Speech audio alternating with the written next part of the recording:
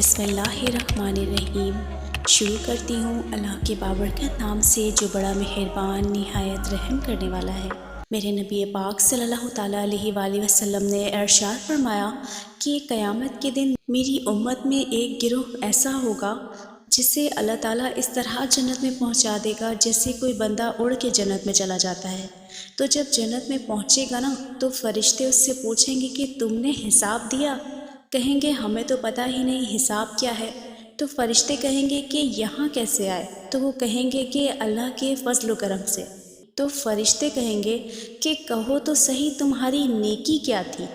تو کہیں گے کہ دو باتیں تھیں، ایک اللہ کے حلال کو حلال جانتے تھے اور دوسرا یہ تھا کہ ہم اللہ کے فیصلے پہ راضی رہتے تھے۔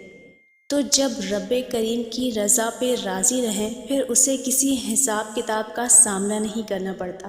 حضرت انس رضی اللہ تعالیٰ عنہ سے روایت ہے کہ رسول اللہ صلی اللہ تعالیٰ علیہ وآلہ وسلم نے ارشاد فرمایا، جب میں جنت میں داخل ہوا تو میں نے جنت کے دونوں طرف 3 سطریں سونے کے پانی سے لکھی ہوئی دیکھی۔ پہلی سطر لا الہ الا اللہ محمد رسول اللہ، دوسری سطر جو ہم نے آگے بھیج دیا یعنی صدقہ وغیرہ کیا اس کا ثواب پا لیا، جو دنیا میں کھا پی لیا اس کا نفع اٹھا لیا، اور جو کچھ ہم چھوڑ آئے اس میں ہمیں نقصان ہوا۔ اور تیسری سطر میں یہ لکھا تھا کہ امت تو بڑی گنہگار ہے لیکن رب کریم بڑے بخشنے والے ہیں۔ میرے نبی پاک صلی اللہ تعالیٰ علیہ وآلہ وسلم نے مزید 3 ایسے شخص کے بارے میں فرمایا کہ جن پر اللہ عز و جل نے جنت حرام فرما دی ہے۔